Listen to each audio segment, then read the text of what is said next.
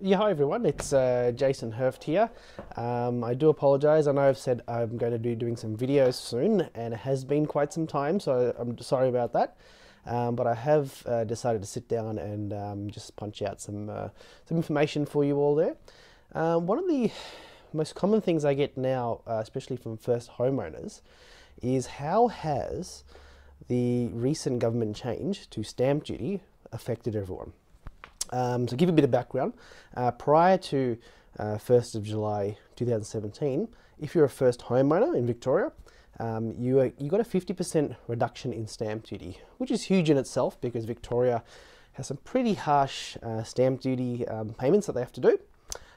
So just say, for example, it was a higher price value home, you might have to pay $30,000 stamp duty. You used to be able to get 50% off, so it's $15,000 stamp duty you have to pay.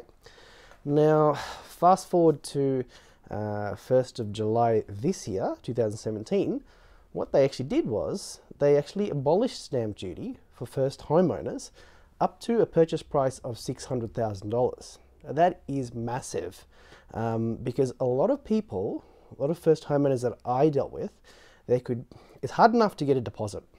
We all know that. So they were trying to get a deposit, so they may have got close to a deposit or a deposit in place, but then when they had to save up for stamp duty, it just killed the deal.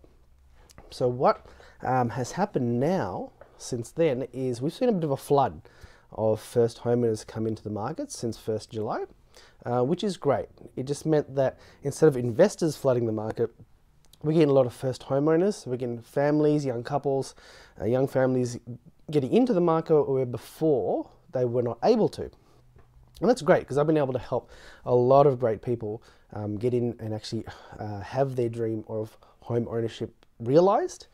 And that is a good feeling.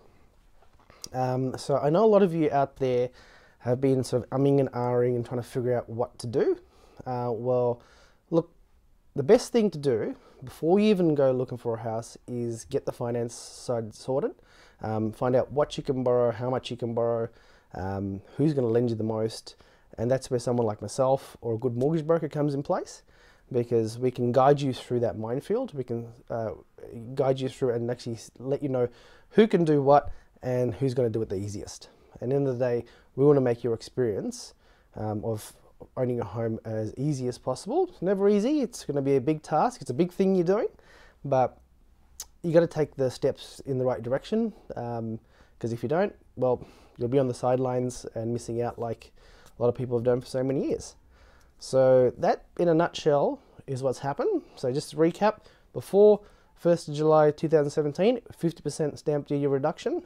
After 1st of July 2017, as long as you are purchasing a first home under the value of $600,000, it was a complete reduction. Over $600,000, once it goes over that, it starts to go up a lot. You start to increase on that, and you start to pay some stamp duty. It's still better than before, but if you keep it under $600,000, you're laughing. So don't be afraid. If you're renting and you want to get out of it, and you think that you can't do anything for whatever reason, let me know and I can walk you through. You may not be able to just yet, but we can set a plan in place to try and get you there in the meantime.